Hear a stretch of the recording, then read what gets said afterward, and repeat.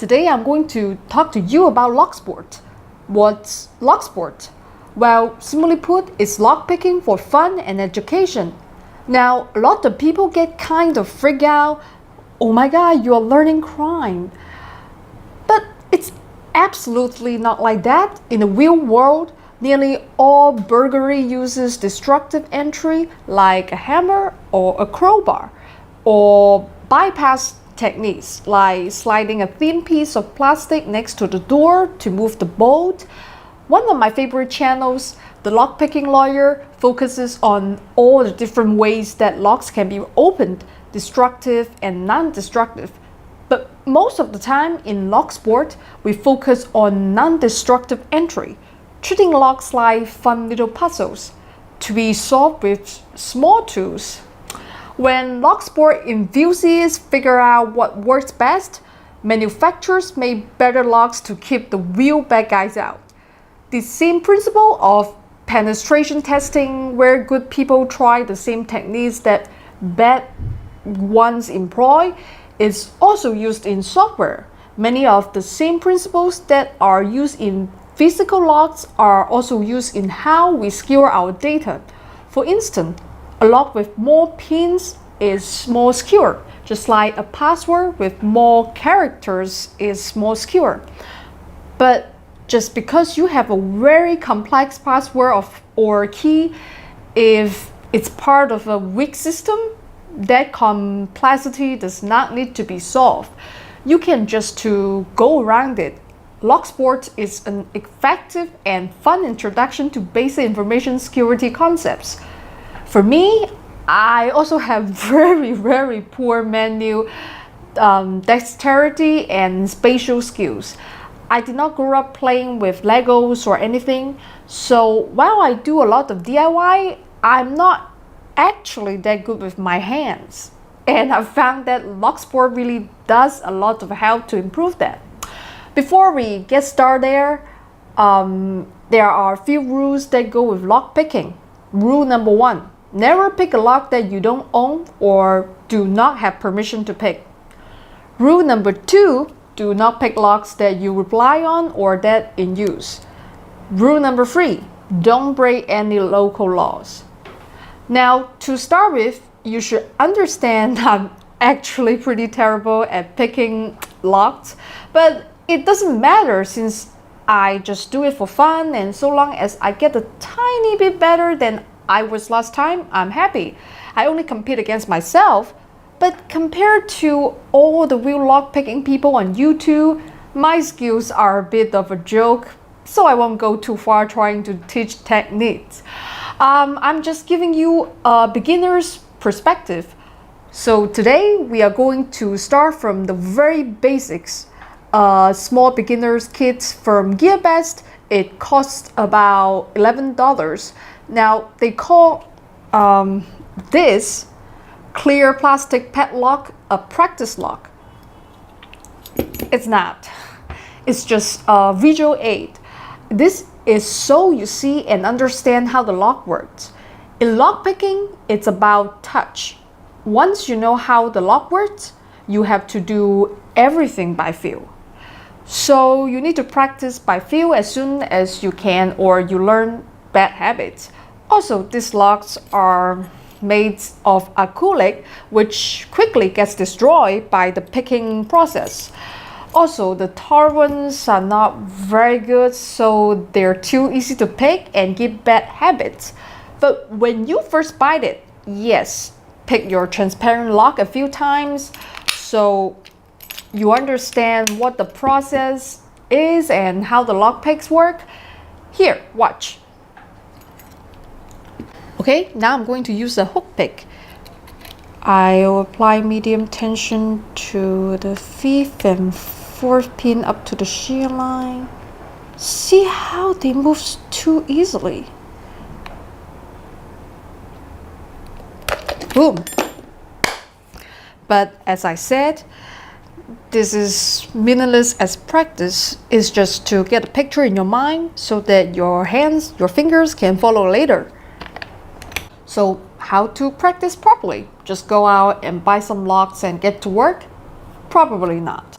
Fortunately, they sell practice locks where you can set the number of pins starting from 1 and going up to 7.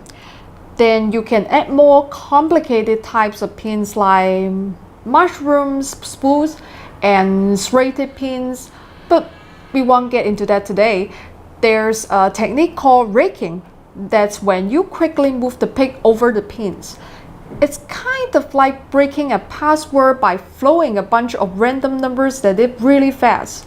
The rake bounces the pins around, and a lot of the time they bounce into just the right place and the lock opens.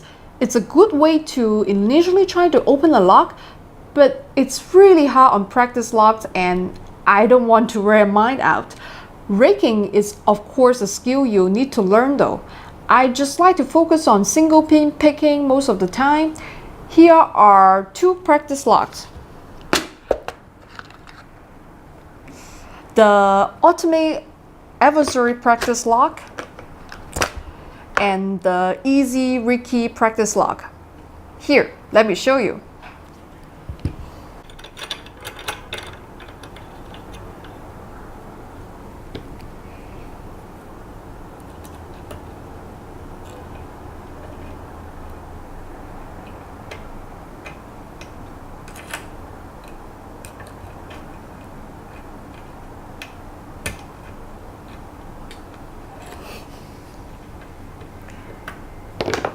Cool, right? Not really.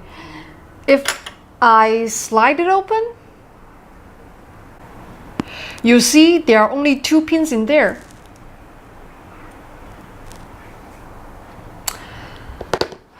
This is actually really fun for parties because you can pass the lock around and almost anybody can open it and get a feel for things.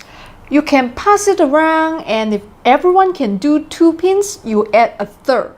It's a good way to get people interested in security and DIY who might otherwise not care. But what if you can't get your hands on a practice lock or they're too expensive? Well, you can save a bit by making your own. Here's how. If you don't want to buy a practice lock, you can actually make them for yourself. You can buy cheap locks like this.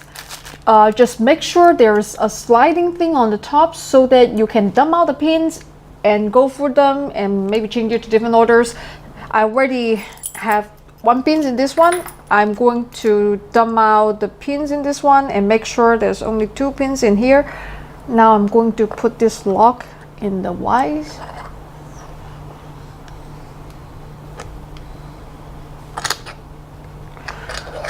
Then I'm going to put my thumb, try to slide up.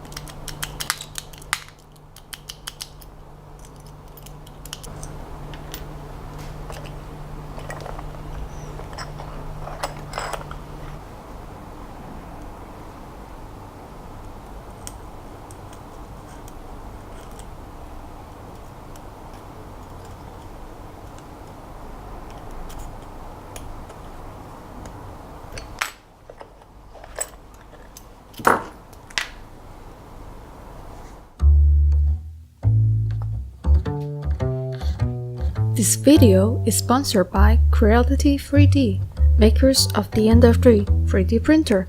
Check the description box for more info.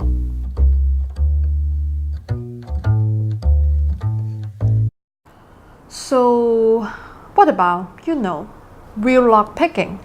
Well, what I do is I focus on cheap wafer locks, looks like this. This kind of locks are used to secure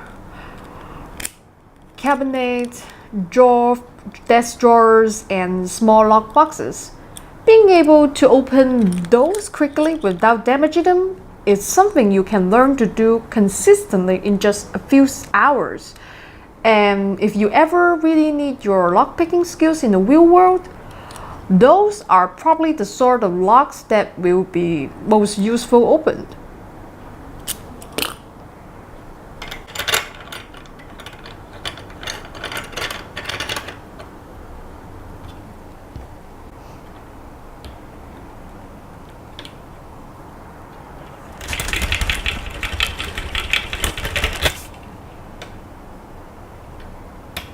All right.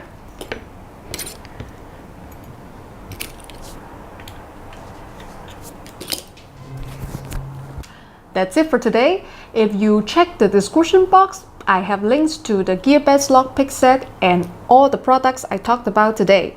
If you are interested in lock sport and security and would like another video, please let me know in the comments section.